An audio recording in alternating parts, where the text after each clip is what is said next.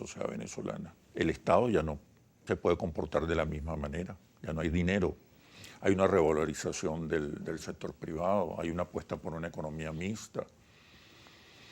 Palabras como inversión, producción, empleo hacen presencia en los repertorios lingüísticos. Hay una nueva emocionalidad, ya no es el líder carismático, religioso que fue Hugo Chávez. ¿Qué observas y qué retos tienen los políticos yo creo y que la política? uno de los primeros retos es que debemos reconocer que el sector privado recuperó el espacio que confrontacionalmente le dimos, porque yo no quiero aparecer tampoco como si yo soy parte de unas cosas y de otras no. Yo me siento responsable de lo malo y lo bueno que hayamos hecho en estos 22 años. O sea, yo no voy a separarme absolutamente de nada. Pero sí creo que las expropiaciones, las confiscaciones, las ocupaciones, ¿verdad? Que no fueron de alto nivel, óyeme, fueron también locales, alcaldes, todavía se producen invasiones. Totalmente, ¿no? Y de poco respeto a delincuenciales casi. Al sentido de la propiedad. Ahora, ¿qué significó eso? Que el sector privado recuperó, a pesar de ser acosado frente a esa situación, recuperó su espacio en la sociedad. Y ese es un valor que nosotros no podemos obviar. Tenemos que entender que no se trata solo de un sector privado productivo, sino de un sector privado en reconocimiento de la sociedad. Y eso es un elemento que no es cualquier elemento, porque cuando tú lo comparas con la realidad económica del país, indudablemente que hay una valoración mayor en todas las mediciones de opinión, sí, pero también de reconocimiento y de conducción de liderazgo. Sí, incluso porque la crisis económica puso al venezolano a mirar al sector privado como un factor importante para superar la crisis. Claro, porque yo siento que el haber tenido $120 el barril, ¿verdad? Y haber tenido 90.000 millones en reserva, siento que hubo acierto, porque no se puede negar que Chávez hizo acierto. Y no todos fueron expropiaciones, de verdad. Y hay que decirlo con claridad. Sanitarios Maracay nunca le expropió Chávez. Los empresarios se fueron un día y pagaron la carrera. O sea, Sudantec tampoco fueron expropiaciones. Los empresarios se fueron un día y abandonaron el país. Pidieron un crédito en dólares a través de una banca offshore avalado por 3 bancos nacionales, que sabrá Dios si lo terminaron pagando o no. Pero lo cierto es que se fueron del país.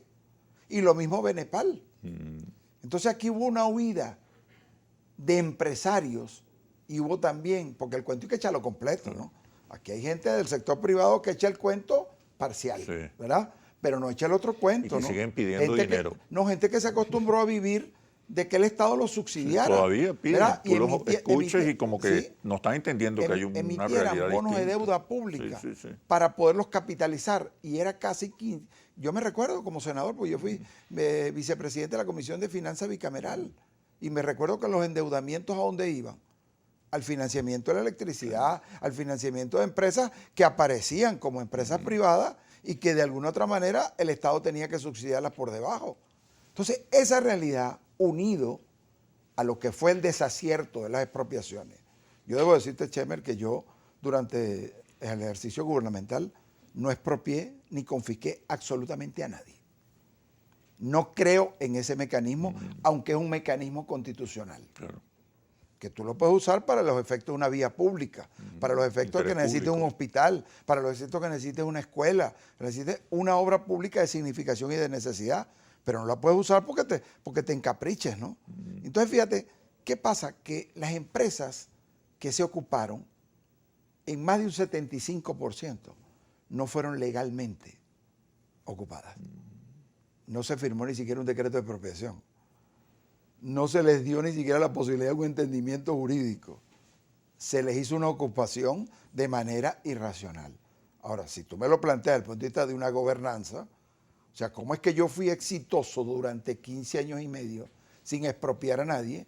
Y tú me vas a decir que ahora tú eres gobernador o eres gobernadora queriéndole quitar la empaliza a cualquiera. O sea, la gobernanza, fíjate, hubo un valor ideológico en los primeros 10 años del gobierno, más que de gestión. ¿Por qué? Porque tenías una liquidez que sobraba. en la calle y que le daba estabilidad, incorporación y reconocimiento social, los pensionados, independientemente de que hoy, digamos, el ajuste sea necesario y se está gradualmente haciendo. Y el presidente tiene eso en su agenda principal. Pero en ese momento había que incorporar pensionados que nunca habían tenido cotizaciones al Seguro Social, que no la tuvieron nunca. ¿Por qué? Porque eran trabajadores del campo, porque estaban en los pueblos. Y entonces esa igualdad fue quebrada por el bloqueo económico. El bloqueo económico nos ha hecho una gobernanza difícil, pero el bloqueo económico nos ha quebrado políticamente. Nosotros lo estamos viendo desde el punto de vista financiero, ¿no? Nos crea una desigualdad muy fuerte, que fue parte de las conquistas de los primeros 10 años.